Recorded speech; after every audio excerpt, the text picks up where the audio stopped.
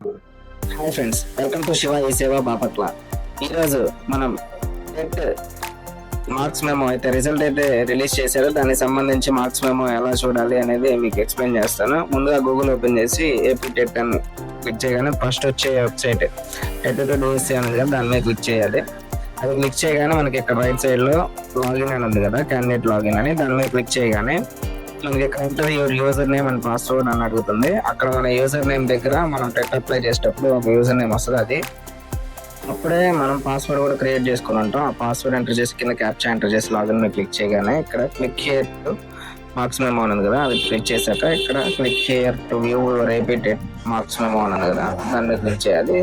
ఈ విధంగా అయితే ఇంటర్ఫేస్ వస్తుంది. ఇదే మీరు మార్క్స్ మెమో అనమాట. మీకు స్టేట్మెంట్ ఆఫ్ మార్క్స్ అని ఉంది కదా, అక్కడ మీకు మార్క్స్ ఎన్ని వచ్చినాయో అక్కడ చూపిస్తే ఇక్కడ పైన ప్రింట్ అని ఉంది కదా, దాని మీద క్లిక్ చేసి మీరు ప్రింట్ అయితే తీసుకోవచ్చు ఈ మార్క్స్ మెమోని. ఇలాంటి మరిన్ని అప్డేట్స్ కోసం ఇప్పుడే మన ఛానల్ని సబ్స్క్రైబ్ చేసుకొని పక్కనే ఉన్న బెల్ ఐకాన్ని యాక్టివేట్ చేసుకోండి. Thank you friends.